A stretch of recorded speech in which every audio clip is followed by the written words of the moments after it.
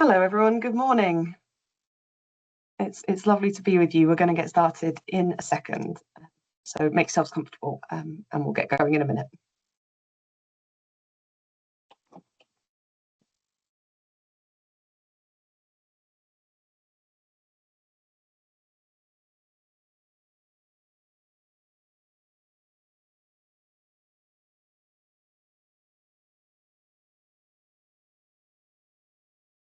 Okay, thank you so much everyone for being with us. Welcome to the Nature Towns and Cities session, which is on growing community power through green space. I'm Matilda. I'm a project manager working on Nature Towns and Cities, and I'll just be introducing and closing the sessions today. It's really lovely to have you all here. Thank you so much. Before we get going, I wanted to give you a little bit of context and explain a little bit about what you can expect from today. So this session sits within the Nature Towns and Cities programme, and it's the second in our series of inspiration talks. The series brings together people who shape our urban environments, planners, designers, community leads, local authorities, delivery partners, and lots more, and we'll explore different topics each session. In the new year, look out for talks on equity in urban greening and on green finance. But you can also check out our website now for recordings of previous sessions and access to lots and lots of free resources. As a programme, Nature Towns and Cities is exploring how urban nature can be a core part of thriving and resilient places. Think of this session and this event series as a tool to help support a growing movement. Through the programme, we're sharing ideas, practical tools, stories of success, all with the aim to help everyone everywhere get better access to green space. Today is really about showing what becomes possible when communities are not just consulted, but genuinely empowered to shape and care for their local green spaces. We know people in this call are at different stages of this work. I'm sure some of you are doing it already and doing it really, really well, and some are curious and maybe not sure where to start, and that's absolutely fine. The aim today is not about asking you to commit resources or launch major programs as a result of this call, but we're here to inspire, to show what's already being worked on elsewhere, and to help encourage you to think about what meaningful change could look like in your place. We're focusing on the shift from delivery for communities to delivery with them. Because when residents have real agency and ownership, we can get green spaces that are more loved, better cared for, and more reflective of local needs and identities. Through this session, you'll hear practical stories. Our speakers will share things like what sparked the idea, what they achieved, what unlocked that change, and crucially, what councils did or maybe stopped doing that made it possible. So by the end of the session, we hope you'll leave with a clearer sense of what community power in green space can look like, and one or two ideas you can take back to your colleagues tomorrow. Okay, so the practical bit now. The agenda for today is on the screen now. I'll be passing to Jon in just a minute to do a sort of mini keynote for us to sort of help frame the conversation and frame the session before we hear from three wonderful case studies from different parts of the sector. And these are people who've got sort of different roles within community empowerment. And we'll close with a panel discussion where they all come to talk about what genuine collaboration looks like.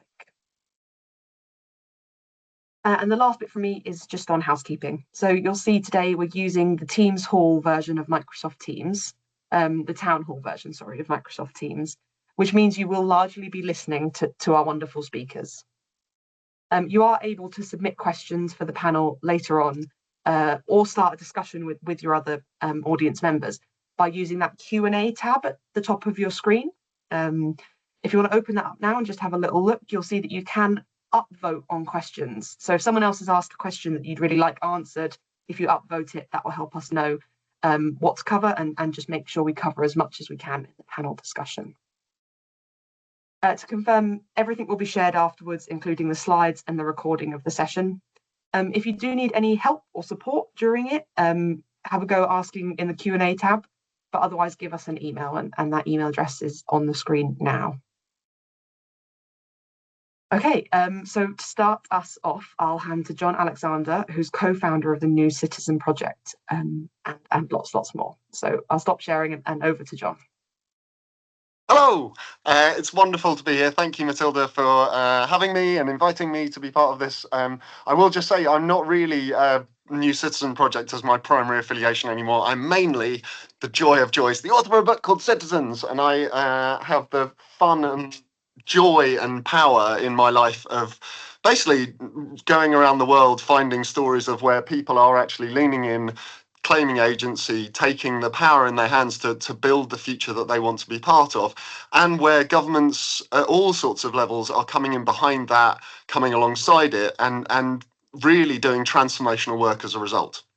And so it's a real pleasure to be here with hosted by the National Trust, Nature Towns and Cities, to bring some of that energy, some of those stories and skills into this space.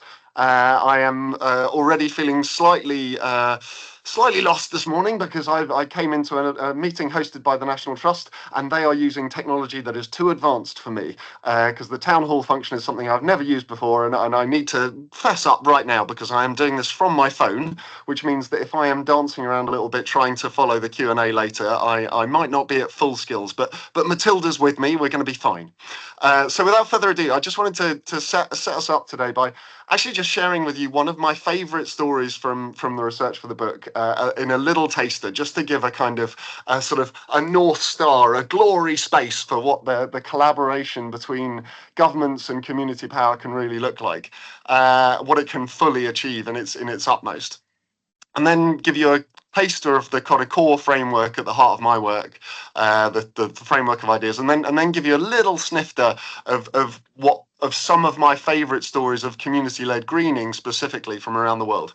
So that's what I'm going to do over the next 10 minutes or so before I then hand over to the true content of this session. Tom Kirby from Granton Community Gardeners, Jon Hutchinson from Groundwork, and the wonderful Carrie Deacon from Ealing Council. They are the true substance, but I get to sort of, drum roll a bit, be the tease, be the support band, if you will. So yes, without further ado, my favourite story from the research for the book, and I'm going to give you just a little taster so that you have to read the book. But my favourite story actually comes from Taiwan, from the other side of the world, and it's the story of the Taiwanese COVID response. And I still can't really believe that I'm pretty much the only person who seems to be telling this story. But what Taiwan did when COVID hit was they essentially crowdsourced their national response. And this is because they'd already seen that people all over the country were trying to find ways to respond, as we all were all over the world, the street WhatsApp groups, mutual aid groups, and these sorts of things. But what happened in Taiwan was that actually government came in alongside and behind that energy, delivery with people, not just for them. And they did things like, at the start of COVID, the president made a speech where she said, we don't know how to get through this, but we do know we'll get through it best by tapping into the ideas and energy and resources of everyone. If we face this challenge together as a team, rather than us trying to do it for you. They characterised their national response by announcing 3 design principles right at the beginning. And this is entirely true, all of this story. But this is the first part where you're going to think I'm lying. The 3 design principles were fast, fair, and fun. And what they did, among other things, was they set challenge prizes where the tech community would create apps that would track face mask availability and case outbreaks and these kind of things. But they also did some really low tech, and this is where the most joyful, the fun stuff comes in. They set up a phone line where anyone could ring in with ideas for how the country's response could be better. And with a voicemail reception recorded by the president herself. And my favourite story within the story, and this is the part where you'll definitely think I'm lying, is that a little boy rang up and said the boys in my class don't want to wear their face masks because they're pink and they think that they're girly. So you should do something to make pink face masks cool, and I think you should work with the baseball team. And 3 days later, they had the little boy, half the Taiwanese baseball team, and the president on the national televised press conference in pink face masks. And this, by the way, sort of a wave of pink is cool memes across the country. And they even brought Pink Panther back onto primetime television, all of which sounds kind of crazy, but actually the spirit of this, when you come in alongside people, when you embrace the kind of the idea that people are citizens by nature, that what they want is the opportunity to contribute, and what we're trying to do, what we need to do, is make participation as joyful and meaningful as possible, rather than think of it as kind of trying to persuade people of something, then we can actually unleash a whole load of energy. And more than anything, I just want to underline, this was actually pretty much the world's most successful COVID response. They had the second lowest death rate anywhere in the world after only New Zealand, and they never went into full lockdown.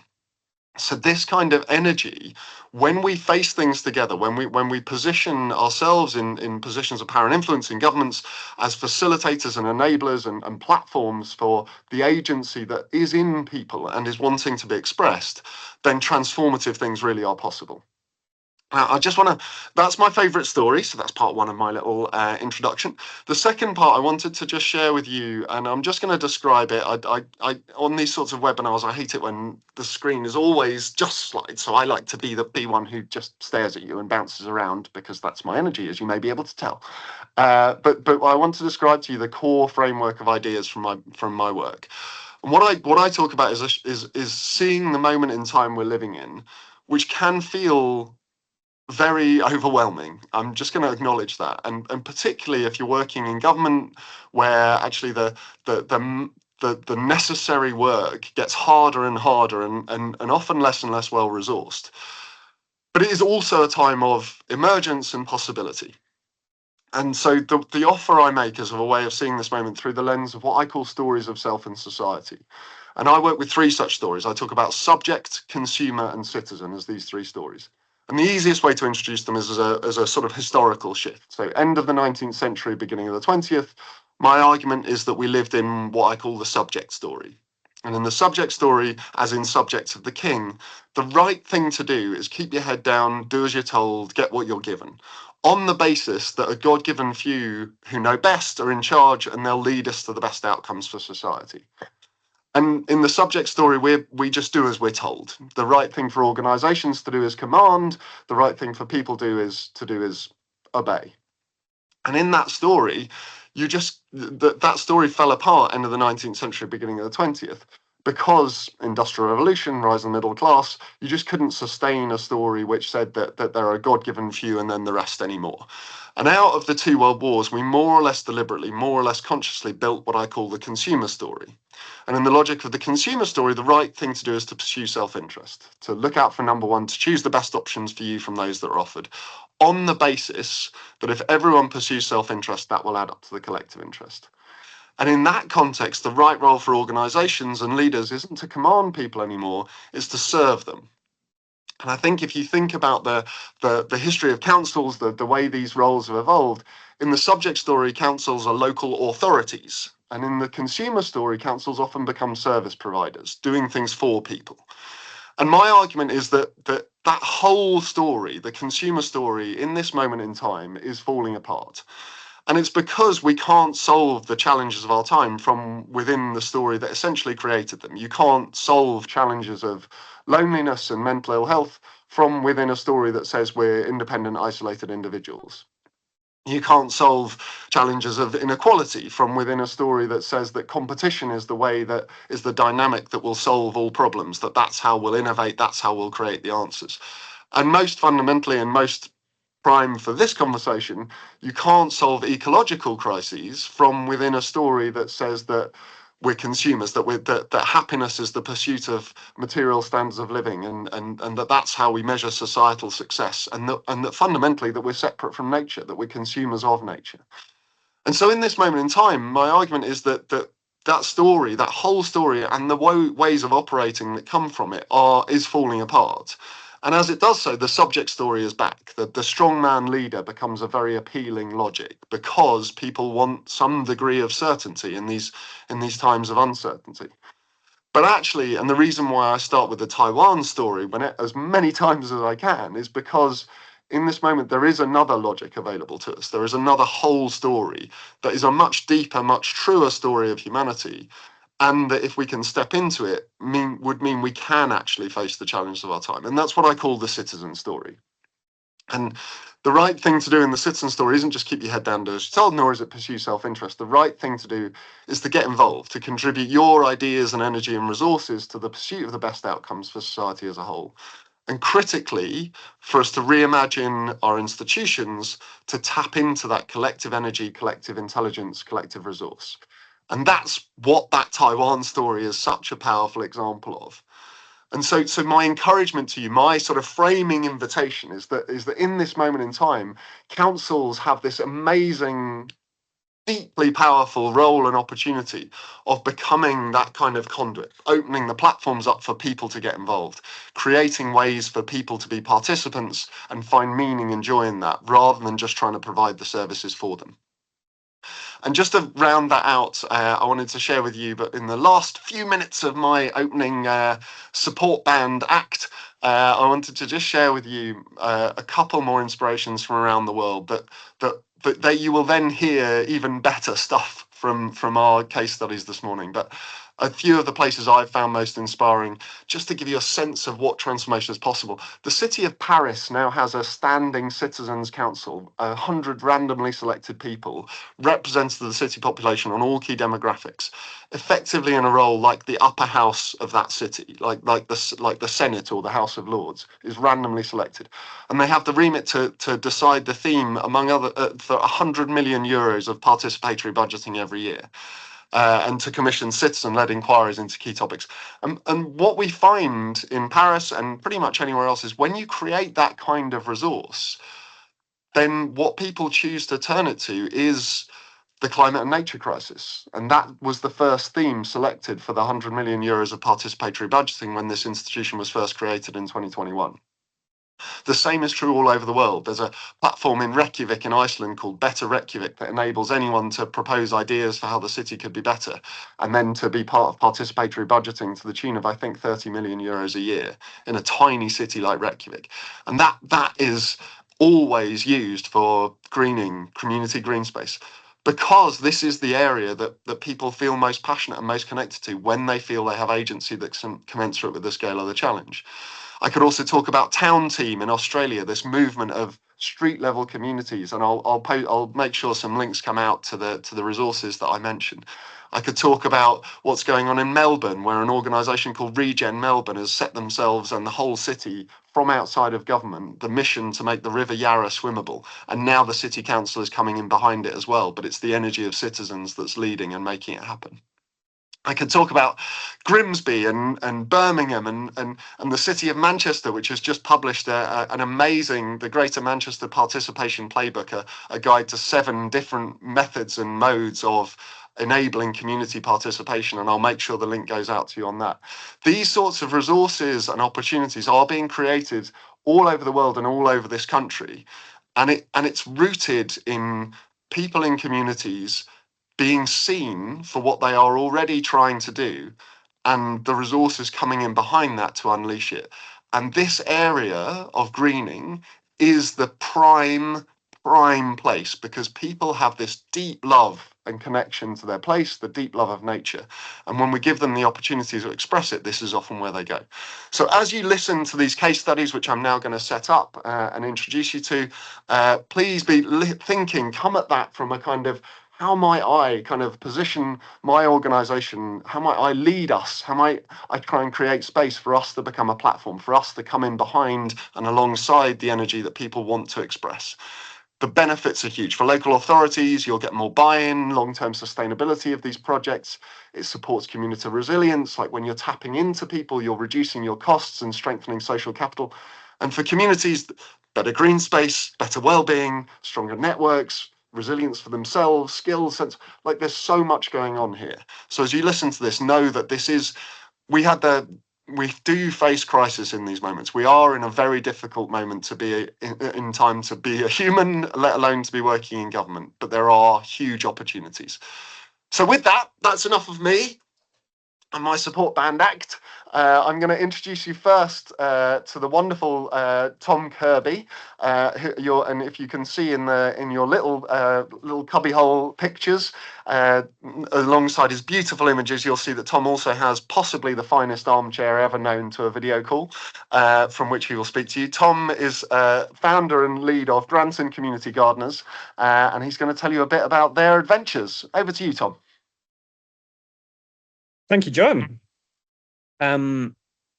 Could we just go back to the slide just before this one? There's one that's, yeah, so I'm going to start from here. So yeah, I'm based in Edinburgh. Granton is a community in the north of Edinburgh. And if you look at, yeah, these images, you can see the kind of housing where like classic area of multiple bad statistics. It's all council housing, so the council owns all the land.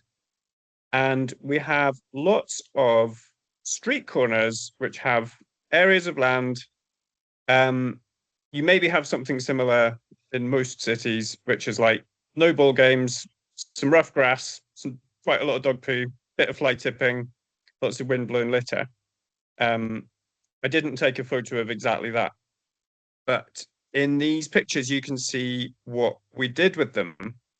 So about 15 years ago, a group of neighbours just got together and started digging up one of these corners. For that, we did a bit of a survey of everyone who lived around about, saying like, thinking of starting a community garden, is that a good idea? And would you like to help? To which nearly everyone said, nice idea, but unfortunately it'll never work because people will trash things and the kids will nick stuff. So we're not sure if we want to help because it's a lot of effort to put into something that isn't going to work. But if you want to try, good luck to you. And we also tried to get permission from the council. But at that point we were told there's not a system for how you get permission to do this. But we found a sympathetic officer who wrote us a letter of comfort, which apparently they don't do it anymore. But it's basically a letter that says you don't have any legal rights to anything, but you can show the neighbours that you've spoken to the council and kind of got the nod. And that letter was quite vaguely worded. So we took it as permission to dig up these areas right up and down the street. But the important thing to us was that we always got the neighbours' permission. So it's kind of a question of whose street is this? And yeah, it was surprising to me how many people were up for it, but also like how much of a shock it was to that like everyone was stopping and saying like, what are you doing? You're gonna get in trouble with the council for this. People were like stopping cars saying like, oh, what are you doing? And we just said, we're just gonna grow some vegetables. There wasn't any like grand plan at that point. But it was just, yeah, I was very interested to notice there was lots of good things about it. Like there were people leaning on the fence, talking to each other, who turned out had lived next door to each other for 10 years and never spoken before. And there were like kids and old people, a load of teenagers, just someone donated some rusty spades and they just started digging up grass randomly everywhere. And then fast forward a bit, the idea spread through the area. Neighbours from other streets approached us for help starting community gardens on their streets. And it became this wee network through the area. At this point, we're not an organization. We didn't have an organization backing us. We're just completely informal. But then as time went on, you could go on to the next slide. We formalized a bit. We started a community group. We later became a charity. We got a bigger site where a building was knocked down, which meant we could do things like get chickens and a polytunnel and do things a bit more ambitiously. Chicken is a little co-op that's like flock of egg-laying hens, joint owned by a dozen local families' households who are all on a rota to look after them. And we started to produce lots of food. Interested, John mentioning about us always being told we're consumers, but there's something interesting happens when we become producers, even in a small way. Even growing like a little bit of food is it can actually rewire your brain and your thinking, and sort of politically and psychologically, it's like a different way to be. Because gardening is always treated as a consumer hobby, like gardens, you go to a garden centre and you spend money on stuff, but actually you can produce value. And in our area, there's plenty of food insecurity, it seemed like a very material and sensible thing to organise around. We've actually got really good soil because it was all farmland before the blocks were built. And there's strong economic reasons why those corners are not used for anything, why there's queues at food banks. But it just seemed a lot more sane to say, let's use the good land and usually plentiful rainfall that we have to produce food. And you could skip on to the next slide. And then we started eating together. And we find that food brings people together at all different stages. So at first it was people just digging up these corners, growing food together. But then once we'd grown loads of food, there were loads of people, often a bit different groups of people who were like, we want to cook this. And then everyone needs to eat. So we started having regular meals, which just grew and grew and grew. And yeah, we have like Kaylee for Burns Night in January now, which is the top right corner. But every single Wednesday, we have a community lunch in the garden in all weathers. And it's become a really important meeting place in the week for lots of people. To have a gardening club and a cooking club.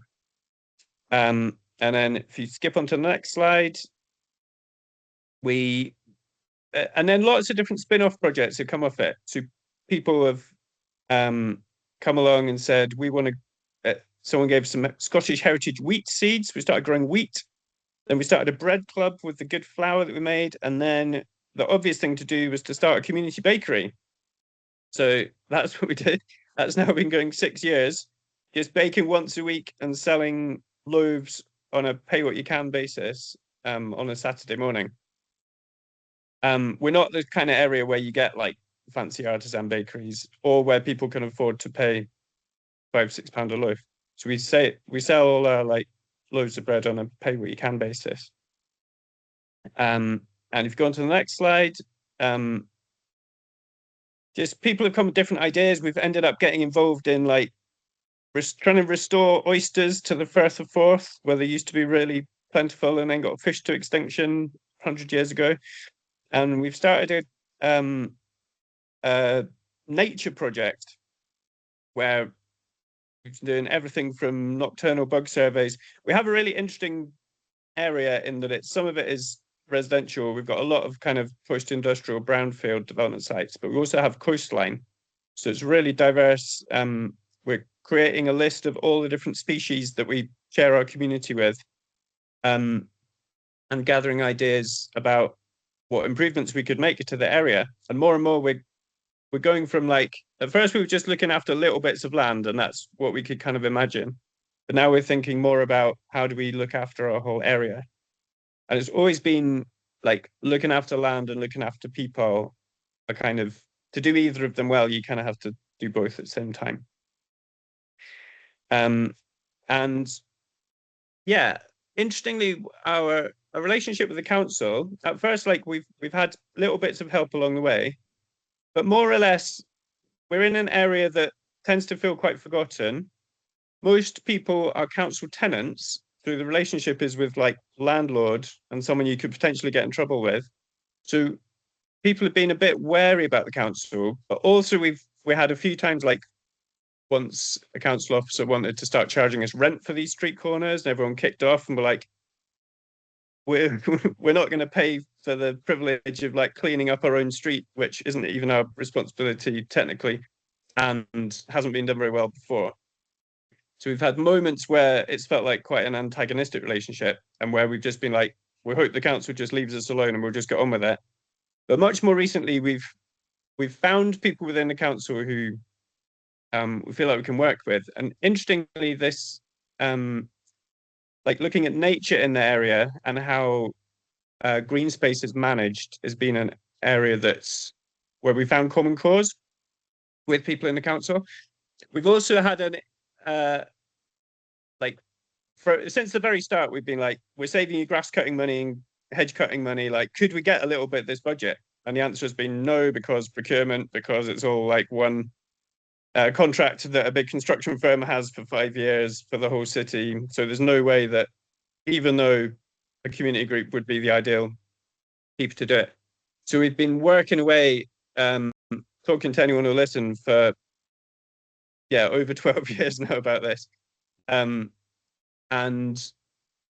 But there are people in Edinburgh Council working on like community wealth building, and we've actually managed to create a different procurement framework called the Community-Led Improvement Programme, which the tender is due out anytime now. But hopefully we can get onto that, and then local people can be paid to manage local space in line with the council's needs and our needs. So yeah, that is a whistle-stop tour. There's always more things happening, and you're all welcome to come and have lunch with us on a Wednesday in our community garden. I'll hand back to Jon. Well, I, for one, am making a trip to Edinburgh for a Wednesday lunchtime, and I think we all should, all 200 people on this call, all at once, and then we'll totally overwhelm you, Tom. My favourite line from that was my favourite single line of many gems, I think, was the obvious thing to do was start a community bakery. Wonderful stuff, Tom. And just to say, folks, like I've met, that sort of thing is such joy to hear for all of us, I know, and know that I've met people like Tom all over the world. This is not dramatic, exceptional, heroic stuff. This is people who start with something in front of them, get defiant, and then have a little bit of support, and then grow and grow and grow. And that's how the momentum of this sort of stuff happens. There's a lovely line that a friend of mine uses who says, "Citizenship is a muscle you build, not a cup you empty." And what we're trying to do is get those muscles building. And Tom, that was glorious, mate. Thank you so much. We're going to shift now to, I think, Jon Hutchinson. Am I right? Oh, no, we're going Carrie Deacon. Are we going Carrie? We're going Carrie Deacon. So Jon is going to come up third. You can look forward for the drum roll for Jon. But we're now going to move to the wonderful Carrie Deacon of Ealing Council. She's a director, I believe, at Ealing Council. Is that correct? An assistant director, but yeah. Oh, I just promoted you, Carrie. Much, Jon. I'll promote you instantly. I promote you.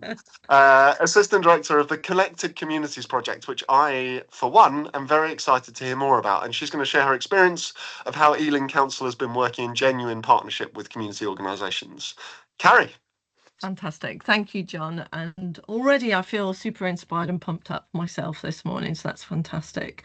So I'm going to share a little bit about our journey as Ealing Council. Some of you may have known that we've actually been awarded some funding as part of the work we're growing our regional park in the area, which is super exciting. But I'm actually not going to concentrate on that because my colleague Sam Parry would be much better to talk about that today. Instead, I'm going to tell you the journey that we're on as a council and how that will affect work, including our regional park and much more. So next slide for me, Matilda.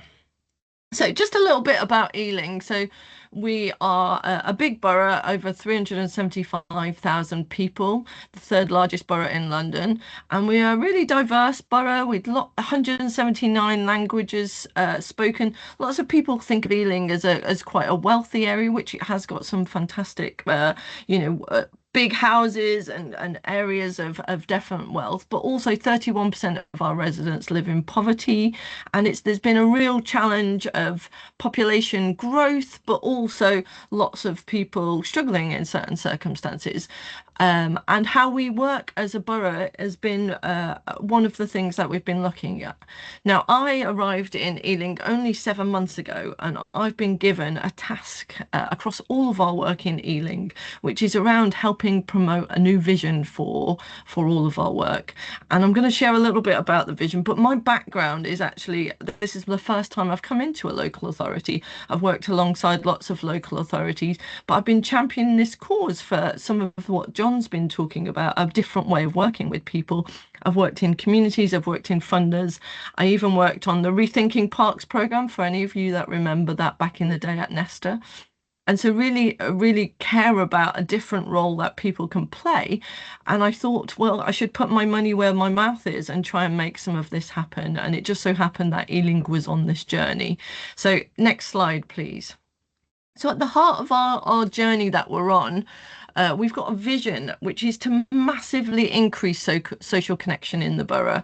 And that means people knowing each other, people participating, people doing as much as they want to in their community, and giving everyone as much choice and power in their lives as possible, because we fundamentally believe in that different role that Jon has been describing, that we need to play a different role as a local authority and enable people to participate and shape their own lives, and that we can enable and support support that, because we know that will lead to better outcomes, and we know that will help people live healthier, happier lives. So all of my work is about embedding this both in the conditions, how we create the transformation, how we think about this in every single aspect of the work across the local authority.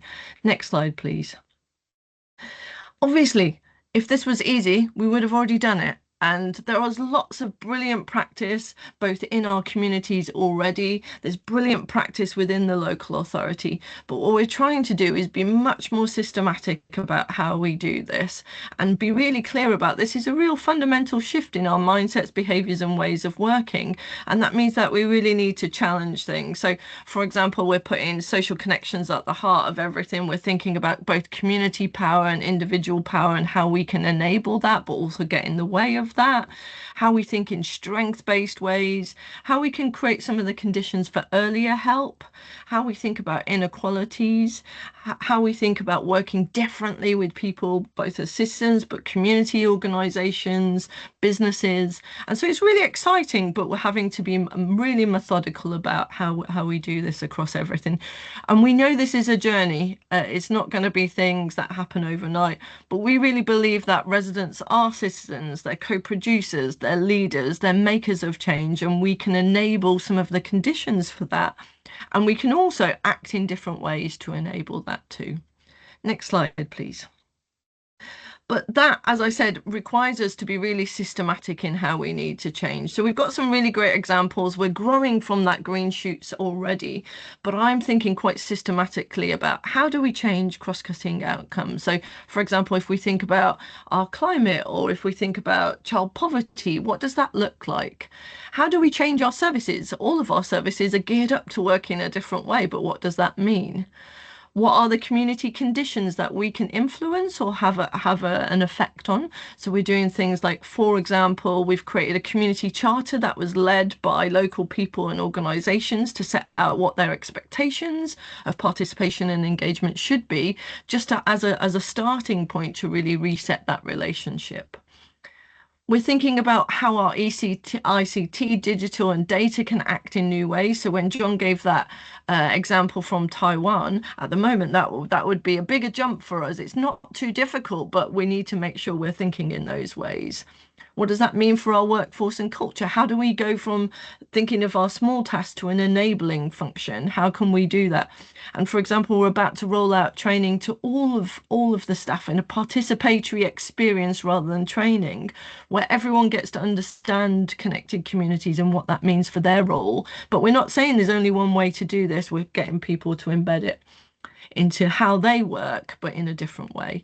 And then resources and policy. A lot of the things that get in the way are because we've set up certain rules internally, certain policies, and so we're trying to systematically think about that. So the experiences that we've just heard about up in Edinburgh, it wouldn't be an automatic say no, or how do we can't do this. We're trying to think about how we do those things too. Next slide. And this is some of the ways that we're thinking about how people can get involved. So this is a typology of people power, but how we think of all of the different ways. So from helping people co-produce with us, enabling for citizens to provide ideas and make decisions, but also how do we create more community action? How do people volunteer? What does it look like in terms of social movements that we have in our local area? And we're not going to get all of this right, but it's about understanding these different ways that people can be involved. Next slide, please. So what does that look like in practice? And as I said, at the beginning of this process, even before I arrived, we wanted to celebrate a lot of the work that had already been happening. We've got pockets of this brilliant stuff that staff and our communities were already doing amazing stuff. So it was really important that we shone a light on that stuff and really celebrated that we've already got some of that, but also then talk about where we might want to go next with this. So this is a mixture of things that we've been already doing and growing, and these are just a few examples from a whole collection that we're starting to pull together and tell the story of this change. So next slide, please. So community champions, a number of you may have these in your part of the country with the local authority. And our community champions was about us looking at how do you enable healthy lives? Healthy lives are not us by putting on a service, but actually lots of people in our communities know much more about health and well-being, but also can be huge conduits for sharing that information both to us and vice versa. So our community champions are a network, and we've now got actually over 125 people who live or work in the borough and ensure that health information can support and reach people through familiar and credible voices. But lots of them have also come back and said, oh, can we do this in a different way? Could we do this? Can we challenge this? Or can we create this project? So it's gone from like seeing it as a dissemination channel, but interestingly they come up with projects about how to use green spaces, how we can live healthier lives in different parts of the borough. And a lot of the conversations do come to the places and spaces all around us and what that means. And by having that network of people across our borough who are sharing ideas and coming up with things and come together to also translate information that might come out of a council back into their communities, it's creating more strength and a real understanding of what it is to be healthier and how we can capture that and use that more in our places. A lot of our green spaces and things are in our neighbourhoods where our community champions are. So what is the relationship they might have with our green spaces over time? And that really matters for our health and well-being across the borough. Next slide, please. We're doing something which is a big partnership on community action research. So it's really what we've been doing is a participating, really credible research project. We've got loads of data in the council, but we weren't always putting that credibly with the stories and insights from people from across the borough. So we've actually trained 27 residents in our communities who are our community researcher, and they learn a participatory action research project. And this is creating a really amazing infrastructure for us to kind of understand what's going on in our communities and real infrastructure for that. And we can put that research to things like how do people understand our green spaces? So the first task that they did was actually go and interview lots of people, and we heard over 125 stories of people from our community about what was going on in Ealing, and we brought those stories together to really understand some of those challenges, some of those opportunities, and how we can take action. And they're now helping shape that. But in our understanding of our green spaces and our places, this is an amazing kind of resource that we can have at our disposal to really understand how we understand the use of our green spaces, how we understand our different spaces and how they could be used, and what are people prepared to take action on. But that's not conducted by us or an agency far away. It's local people who local people understand, and they can go and gather those stories and understand how to make change. And so I think this becomes real infrastructure for us to grow and understand in a different way. Next slide, please. Your Voice, Your Town. Jon used an example from Australia, which was called Town Teams, and this is part of the inspiration for our Your Voice, Your Town work. So Your Voice, Your Town is a new neighbourhood governance model. Many of you will have had or will currently have ward forums and things like that. But we found that what we weren't getting, it was kind of becoming an area of our work where people just kept coming and basically demanding a different way of working, which is great. We should be held accountable as councils for some of the things that we are and aren't getting right, but equally we could see the potential actually to work together in a different way. And so our Your Voice, Your Town is a model where we bring people together. So in this case, we've created town teams in each of our 7 towns, and people come together to decide what our kind of action should be. So we did a huge piece of engagement and consultation with lots of over 1,000 different people in 30 different locations for people to set what their priorities were. And unsurprising to many of you, most of our top 2 issues in each of our towns was around what we'd call clean and pleasant places. A lot of that was our parks, our green spaces, our streets, and what people wanted was a sense of like pride and ownership over those spaces. So in each of our towns, we've created these town teams, which are made up of local residents, local businesses, local community and faith organisations, and our councillors. And they come together to drive forward change on those issues that matter.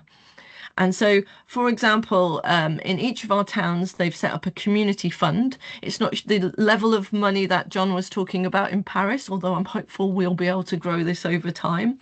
But they get to have a say over local funds, and they're putting that out to local people to say, we want your ideas for change.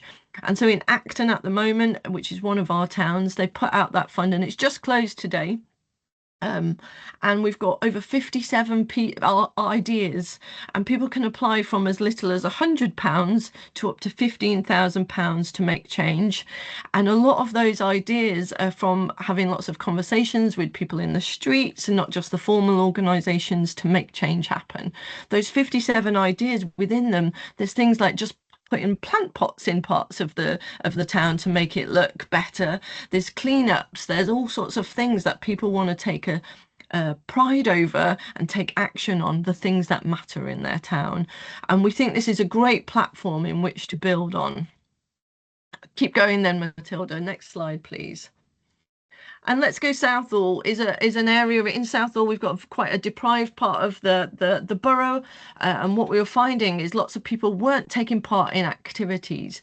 That we've had this big process of community development and community involvement in Southall. But what's the interesting perspective from this approach is by bringing people together, they've actually taken over a lot of the green spaces and the parks, and they've started doing their physical exercise. It's changed the way that we're using the places and spaces, and lots of the groups lead their own, local people lead their own groups and activities in our places and spaces to lead healthier lives. But they also pointed out areas of our parks and green spaces where they could make change. So for example, they saw that some of the bushes and stuff weren't particularly good and didn't make people feel safe to use those spaces, and by having these structures they could say, could we take action on that and create it back? They've also led community cleanups in lots of our spaces because they want to take pride in the spaces that they're using. So a movement growing across Southall that was about health inequalities, but is actually growing into other spaces. And by having that citizen and connection power, it's really shifting other things across Southall, which is really exciting to see. And one last case study, Matilda, for me, please. If we skip this one and go to the next one, please, and I'll share lots of information. The next one again. I was obviously too aspirational with how much I'd fit in, but this is a story which has really challenged us. So Lagercan, Kathy, who's pictured with on the right, with looking smart with a man by a suit. Kathy was looking out in the borough and saw a lot of rubbish, and it was really affecting her well-being. She tells this story, and she just wanted to take action. And what she did was start doing cleanups, and she connected with a local group. And before we know it, we've got 250 people doing community cleanups across the towns and really making action. And they asked for us to help them on various things. So for example, they've enabled us to do things like they asked for the litter pickers and a different way of working. But along the way that we found we've had barriers where we've wanted to say no to things, or we've kind of almost started to restrict that. And it's really challenged us to actually question, what can we enable? What can we do differently to enable people to take action of things that they care about? That is exactly the examples that we've been talking about, where actually if we say no, we're going to kill that power in our communities. But it really requires us to work in a different way. And even all the time we're having to work alongside Kathy and the amazing volunteers across the towns to say, actually, how can we say yes to this? When they question our bin infrastructure in parks, how can we not just immediately close down and say, oh, that's just the way it is? How are we working alongside people to really challenge our ways of working? If we could just skip to one last slide. So this is our journey. We are by no means perfect at this. This is something, if we skip across, Matilda, that I think will take us some time. And we see this and will take us a number of years to really transform across these areas, because it's a fundamental shift in our relationship with residents and communities. It's requiring us to work differently, but it also requires us to change lots of things.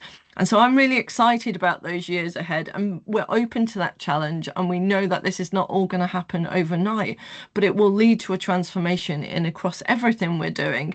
And one of the areas people are particularly passionate about in everything we do is our green spaces, how we look after our climate, how we look after our streets. So this is at the heart of what we have to do. And so it's about creating the enabling conditions, the enabling infrastructure, so that we can work in partnership in a different way, but also be open to change internally. So I'm going to stop there.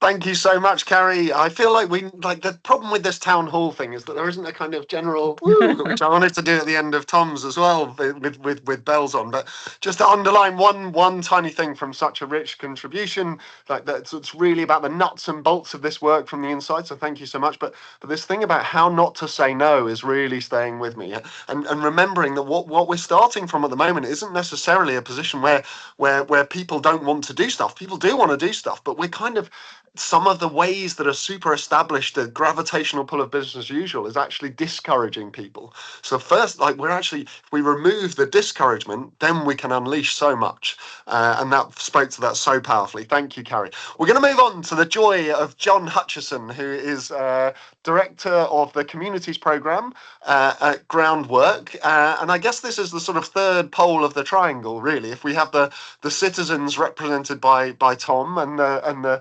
councils represented by Carrie. Now, this is the sort of third-party organisation that's playing that kind of facilitator champion role, and I can't wait to hear from you, Jon. Sorry, Tom, Jon, my name as well. It's all very confusing. Jon Hutchinson, over to you.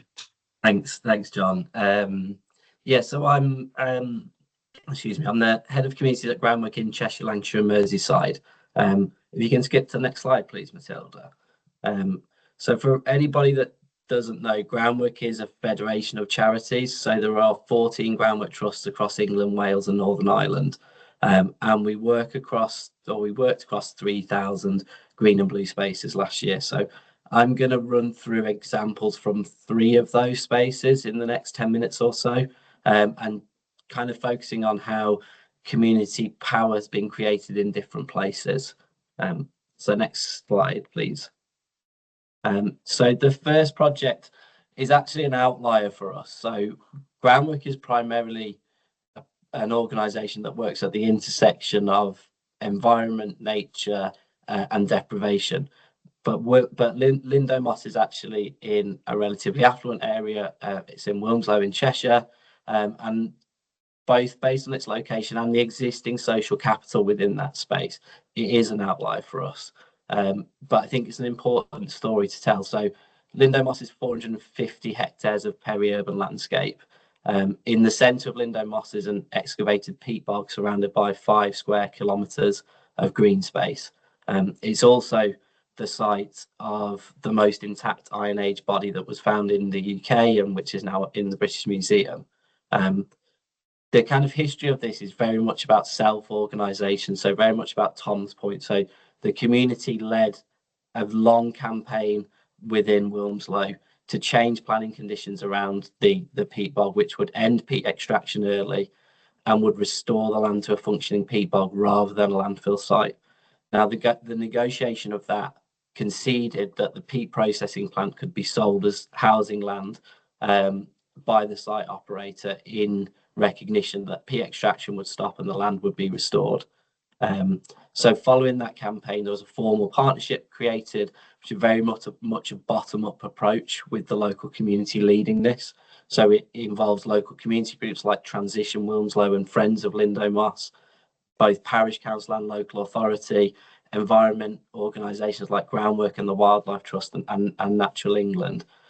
And Groundwork's role within all of that is bringing that together and providing infrastructure support and making the community's vision a reality. And those kind of key roles that Groundwork play around stakeholder collaboration, fundraising, hosting staff posts that are delivering activity, leading on project planning and being accountable to both funders, but principally to the community.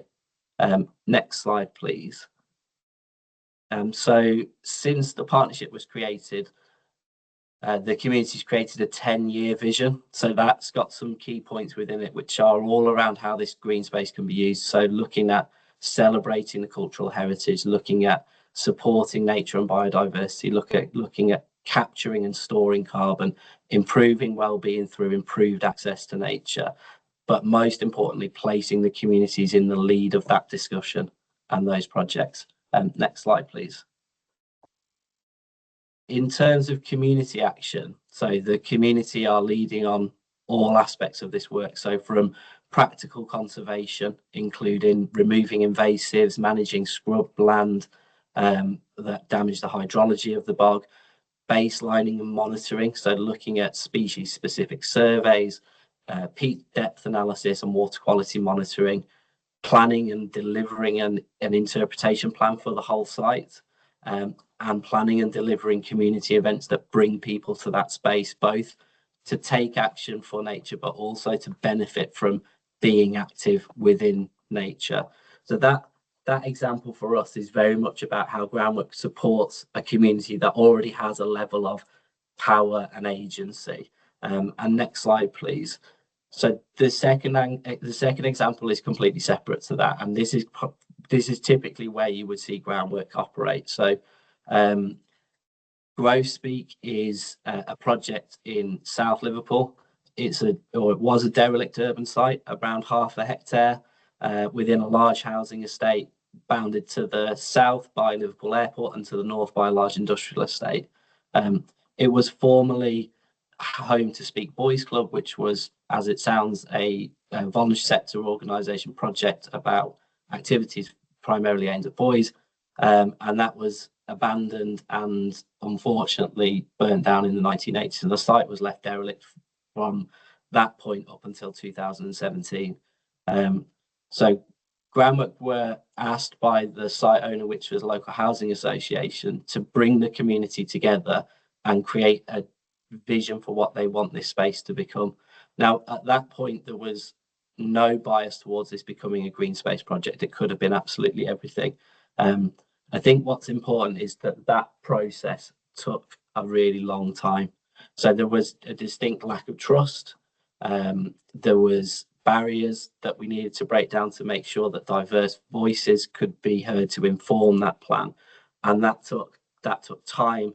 It took an approach about actively listening to communities and understanding their frustrations, but also trying to get to a common goal where they want to see something positive happening. So next slide, please. So today, Grosbeak is a green community hub for us. It's been operational for 8 years. It offers education, health and wellbeing support, social connectivity, and a venue for community activity. On site, there's an orchard, there's wildflower meadows, there's a kitchen, classrooms, workshops, polytunnels, raised beds, hugelculture beds, beehives and wildlife ponds. Hundreds of people access the site. People volunteer, they enroll in formal and informal education programs, and collectively we're delivering action for the environment. The food grown, not dissimilar to Tom's example, is either used on site through cook and eat sessions or is distributed to the local community through a food pantry program. And the community continues to lead what Grosbeak delivers, how it develops and the benefits it provides to people. What we've seen from this project is that the ambition generated for that community through activity on a single site has now led them to want to do more with their community. So the community want to, and this isn't approved yet, but they have a real ambition to look at South Liverpool as a whole. So look at how the community can design, implement and manage green space improvements across the whole of that region. And what we've seen is through this action of creating Grosbeak and involving and empowering the community to lead that, actually we're raising their aspirations. They're empowered and they're inspired to lead change on a bigger scale. Next slide, please. So the last example I want to talk through is the Northern Network project. So the Northern Network is a National Lottery Community Fund programme that is operating across the north of England, and its aim is to support the creation of projects like Grow Speak, which is a green community hub. It was in response to a number of organisations coming to Groundwork regularly, asking for our support, and our ability to help them achieve that aspiration being limited by our capacity to do so. So there will be 35 new green community hubs created by 2027, and there will be a network of 500 communities that are linked, supporting, sharing best practice around how to create and plan and deliver the biggest impact through these projects. Next slide, please. So green community hubs are all about bringing people together in natural spaces and delivering community activity, whatever form they take, whether they're big park projects or small, very hyper-local projects. It's about becoming part of the social infrastructure of a neighbourhood and a community, the places and spaces that bring people together, create social connectivity, and help that neighbourhood to flourish. Next slide, please. So we're currently in the second year of the second phase of the project. So these stats are slightly outdated, but you can see here what this is all about is not Groundwork bringing people together and Groundwork leading these projects. It's about Groundwork bringing the community together and creating a voice for that community and sharing our expertise of doing this for over 40 years. This isn't about creating projects that Groundwork will run long term. We work with a facilitator in each of the locations that we deliver these projects in, and they will support a community intensively for a period of 12 months, helping them to set up a vision, formally constitute if that's one thing that they want to do, but some organisations don't want to do that, build a plan, build a partnership, bring in partners, and support the community to build the skills for them to lead activity themselves independently. Next slide, please. And yeah, the last thing I wanted to talk about was kind of two aspects that's important around community power with this. So each of the green community hubs through the Northern Network is governed by a steering group. So that is a community-led steering group set up by local residents, and partners and stakeholders are invited, if the community want them to join that steering group. That's about the community creating their plan, and also the community being empowered to lead that change. The second project, which is part of the Northern Network but kind of slightly adjacent to, is called the Green Leadership Academy. So the Green Leadership Academy is a different approach to developing green community hubs in neighbourhoods. So rather than working with a specific community, we're working with individual community leaders. So Green Leadership Academy is a personal development programme. It's aimed at equipping individual community leaders with the skills, network and knowledge for them to lead their own green community hubs within their neighbourhood. It's a project that's recently got extension funding and will launch in 2026, and I'm happy to share details around springtime of how people can get involved in that programme if there's interest from those on this call. Last slide, please. So our learning from 40 years of this work, and I'll talk through the other points because I think some have cut off. So the first, which I think is the most important, is a recognition that places with lower social capital, it will take longer to build relationships quite often, and this can be quite complicated, and the importance of building trust and working at that speed of trust is critical to the success of some of these programs. The second point is that empowerment is not achieved through consultation. Building community capacity and ownership is achieved through deep listening, co-design, collaboration, enabling autonomy and building trust. Putting out a single survey doesn't build community power. It's about being there, listening and actively empowering that community through co-design. The third point is around the communities don't want to be defined by what they lack. So data may show health inequality, lack of access to green space, but the community don't often see that themselves. They want to focus on what's strong, not what's wrong. And the last point, which I think is really important, is the variety and detail that green spaces can deliver. So green spaces can act as a venue for facilitating a broad range of activities, So it's not just about people that want to garden or want to do conservation. They can be venues for a whole host of activities. But it's also critically important that you take a person-centered approach to that and ensure that individuals are valued and that their contribution, however big or small, is actively recognised. And that's everything from me. Thank you. That is phenomenal, Jon. Thank you so much. I feel like I need to presence the name of Cormac Russell on this call, because I mean, Carrie Deacon's role is called Assistant Director of Connected Communities. Jon has basically quoted the concepts of the speed of moving at the speed of trust, and my favourite Cormac Russellism, which I think goes, start with what's strong, not with what's wrong, and then use what's strong to fix what's wrong. And so people, if you haven't, the second book you should all read, my friends, after, I can't imagine what the first one might be, but the second one you should read is called Connected Communities by Cormac Russell, and he's got another book called Rekindling Democracy, which is also wonderful. I can see Carrie nodding at least, so at least I have one endorsement of this suggestion. Folks, we're going to have a little bit of time for discussion, and the Q&A box is open. Matilda and I are trying some combination of technologies to make sure I can see some of those questions. So do pop them into that Q&A. The way I'm going to do this, I'm going to ask each of you a question, just building on some of what you said, and I'll try and draw on what comes in through the Q&A as well.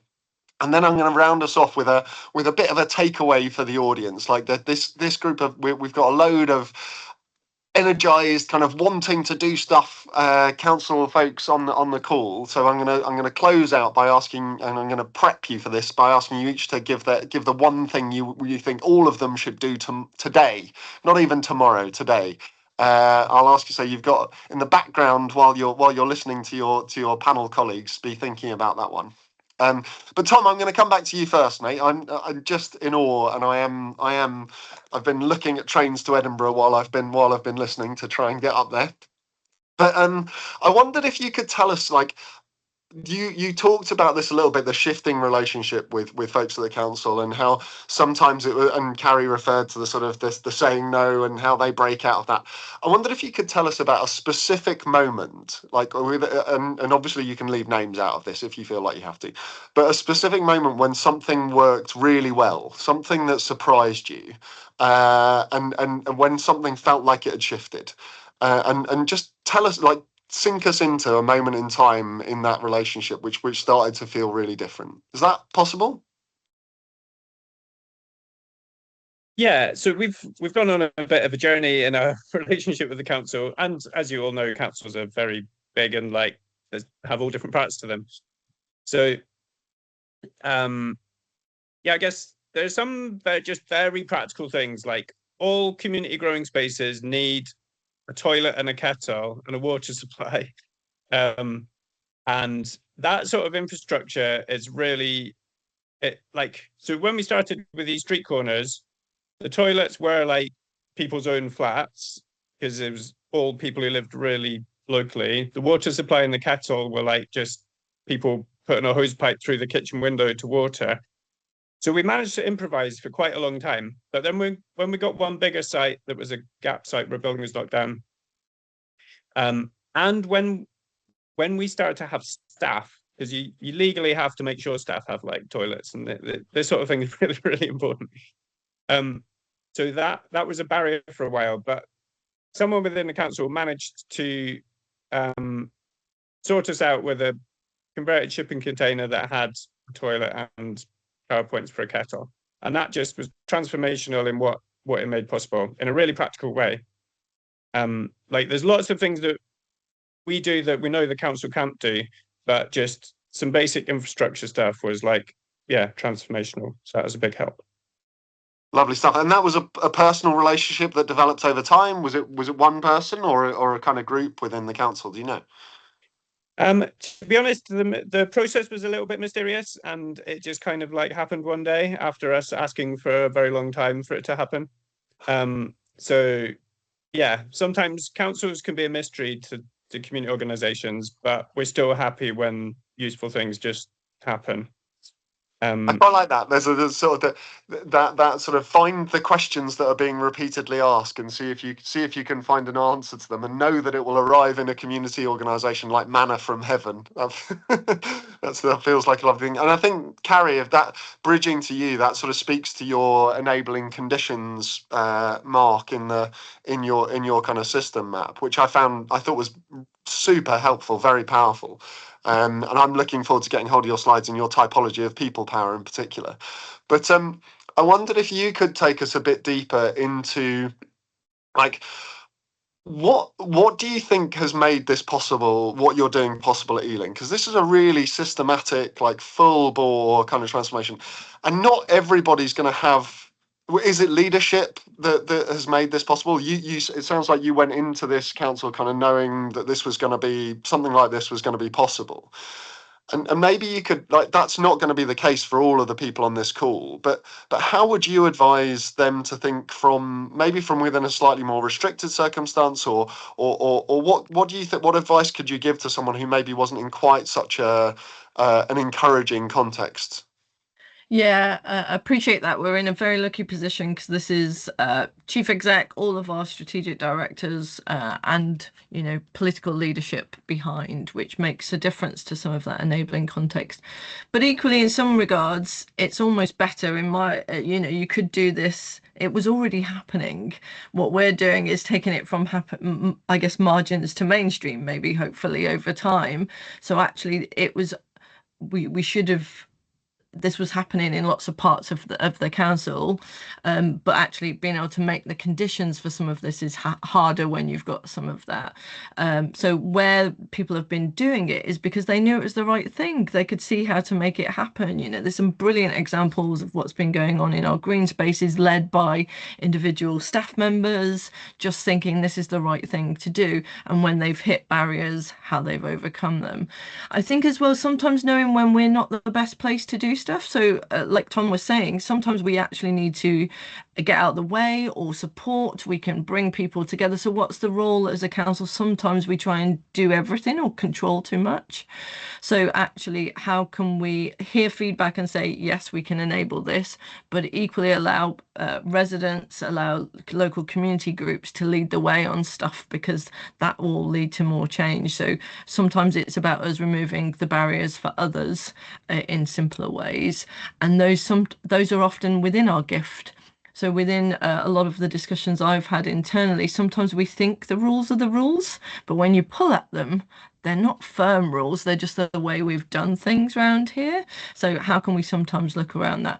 And then understand when we have got constraints, actually, how can we be open? So actually, in my experience, talking to residents and talking to the community groups, actually, it's that mature conversation they want to have with us about where there are constraints. If we were open and honest on some of that, they can go, oh, okay, we understand those constraints. How can we work with those? Rather than just almost hiding or saying no when actually they don't understand that full picture. So I think some of those things really help. And being able to, I think there's a question in the chat, sometimes being able to deliberate, like we've got some terrible kind of feedback on some areas, but if I sit there and say this is how it works, or bring in the experts from our service and say this is how it works, we can take feedback on improving it, but we can also explain from our point of view why it works in those ways, and that helps, that being able to deliberate and have those open conversations. Lovely stuff. Thank you. I love that sense of, like, I think is coming through in all three of you, actually. There's the sense that the good things are already happening everywhere. It's sort of the spirit of that, start with what's strong, not with what's wrong. But if you spot them and can start to build with it, and rather than necessarily feeling you have to transform the whole thing overnight and you have to have all of the conditions in place and all of the leadership, it's like, how do we spot what is trying to happen and just make some possibility for it? Tom, you were nodding furiously at a couple of bits when Carrie was speaking. Do you want to just reflect a little bit before I come to Jon? Yeah, sure. Just the thing about being, if council officers are open and honest about what the limitations are, and then we can have a creative conversation about what can we do given the, like, I feel like personally the journey I've been on a lot is learning to see the view from the local authority of what we're doing, whereas previously it was, it's kind of this mysterious thing that we just hope doesn't squash us, to like, oh yeah, they're trying to do some things that like that we agree with and that we can see ways to do. So how can we, when there are barriers like procurement, whatever, when there's agreement that is a barrier, but it's a problematic barrier, then we can have a conversation with like elected representatives and council officers and see how it's possible to change things. Yeah, nice, thank you. But honesty and like good relationship and good communication is like what community groups will always ask for. Yeah, and I love that the sense that actually when you come alongside in that way, it's not just about the council operating differently, it's enabling community organisations to see from your perspective as well. And there's a very powerful thing as someone as part of my research into the Taiwan story, I actually hosted Audrey Tang, who was the Taiwanese digital minister who was key to the Taiwanese COVID response in London last year. We've just released a podcast episode of the interview with her. If people want to listen, it's called, the podcast I co-host is called How to Save Democracy, which is a small, humble thing. But one of the things Audrey did when I was hosting her is she very profound, introduced me to the Tao Te Ching and to a verse from the Tao Te Ching, which has the central line, "To give no trust is to get no trust."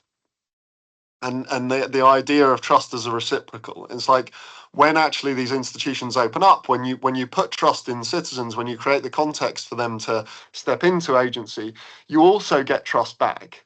You get seen differently, and that relationship can then be a virtuous cycle rather than what I would argue we're currently stuck in, which is a bit of a vicious cycle of trust, right? Where governments and councils are sort of losing trust in people as well as people using trust in councils, and then people start to behave more weirdly, and then councils and governments withhold more power, and then it all goes to negative.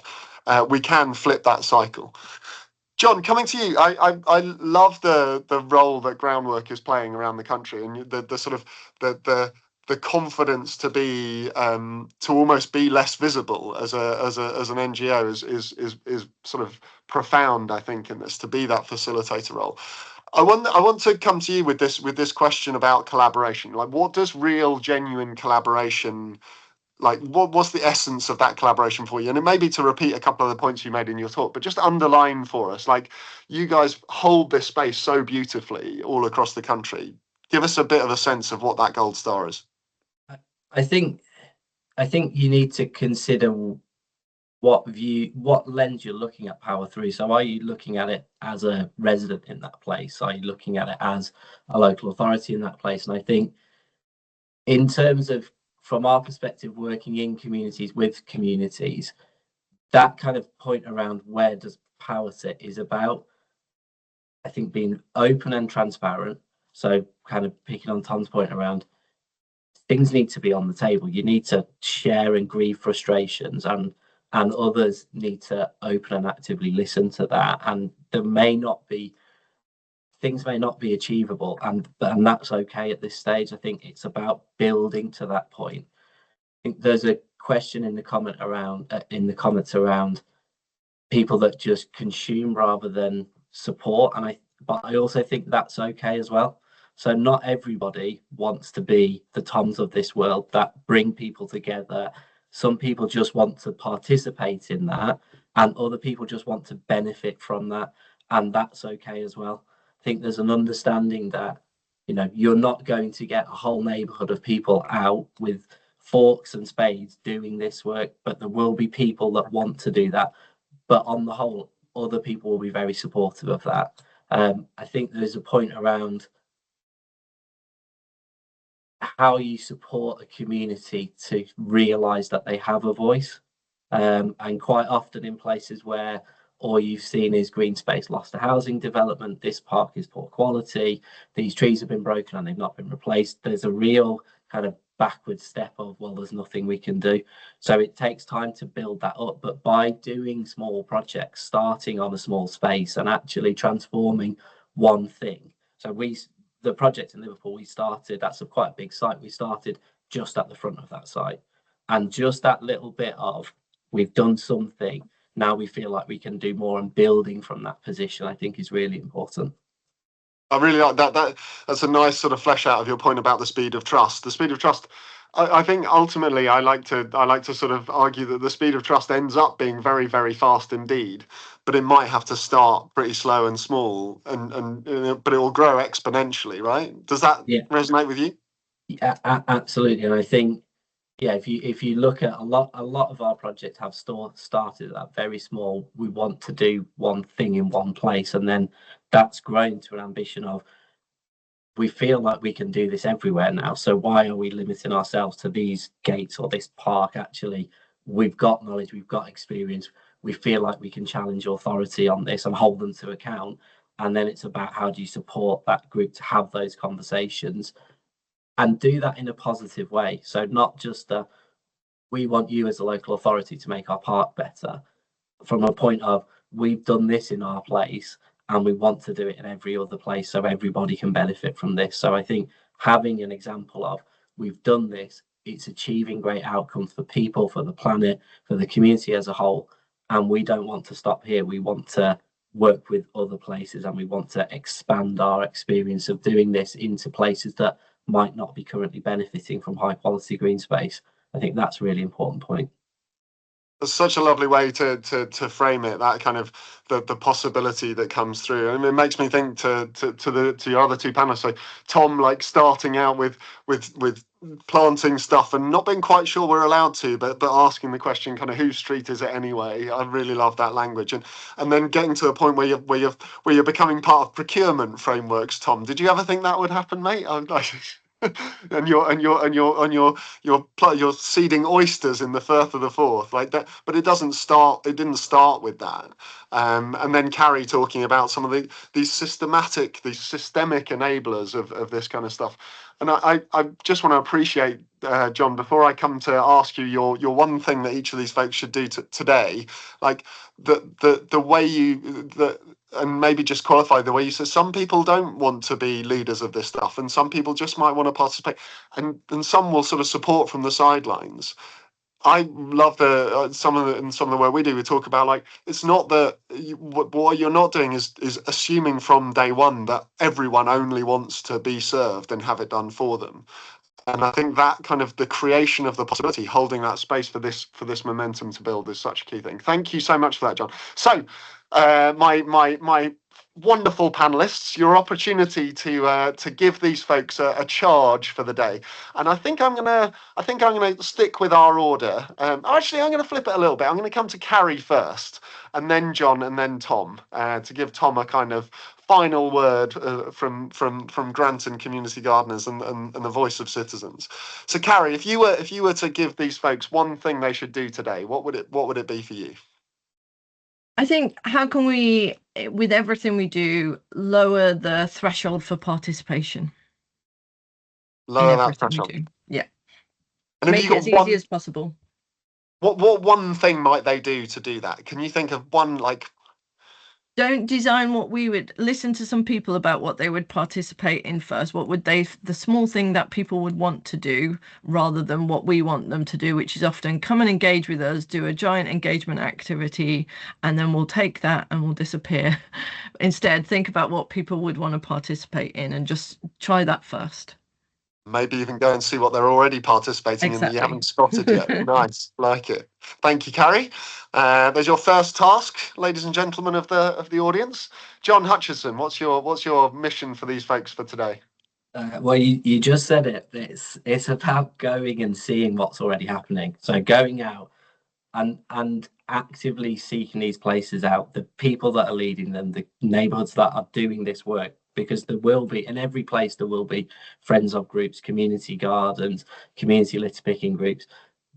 And don't just assume that they're happening and they don't need support. I think go out, find out what they're doing, actively listening to them, understand what they want to do, and try and build from a position of, some of this is already happening.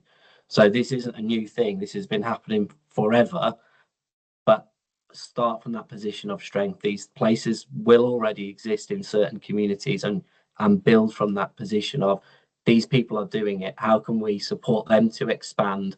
How can we share what they've learned through doing this with other places and try and build that kind of local network of organizations, community groups, community leaders that are doing this, but bring them together collectively, because more often than not, this happens in isolation, even within a single city or town.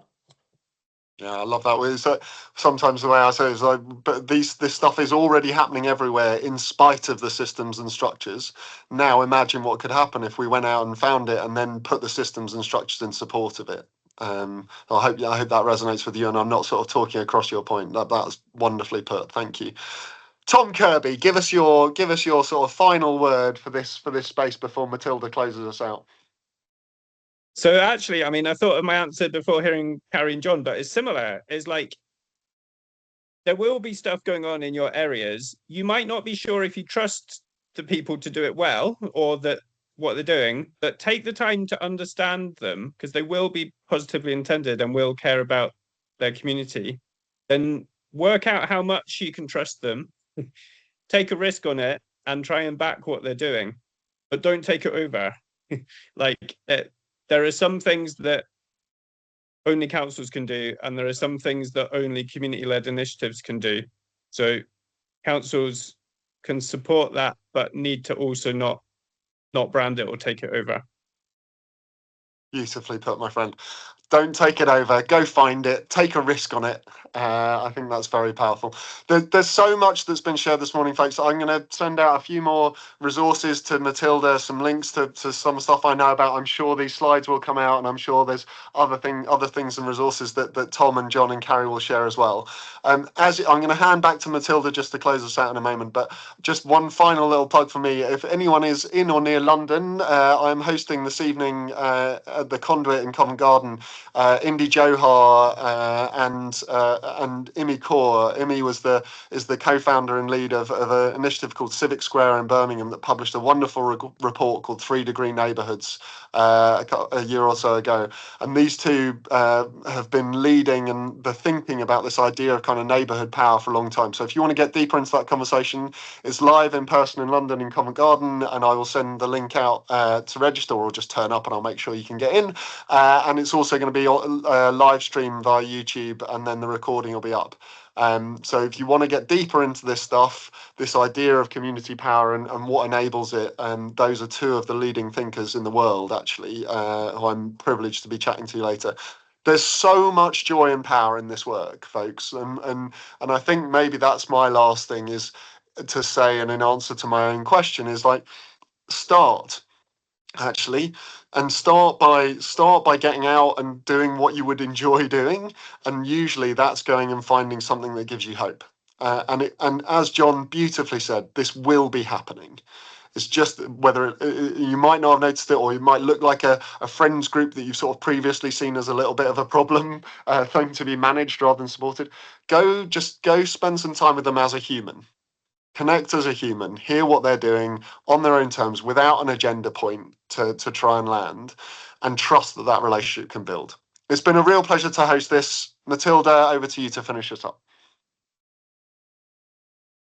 Thank you so much. Thank you so much, everyone. Thank you, John. Thank you, Tom. Thank you, John, again. Thank you, Carrie, for guiding us through this, for sharing your really incredible insights. It's just a huge privilege to listen and to hear them.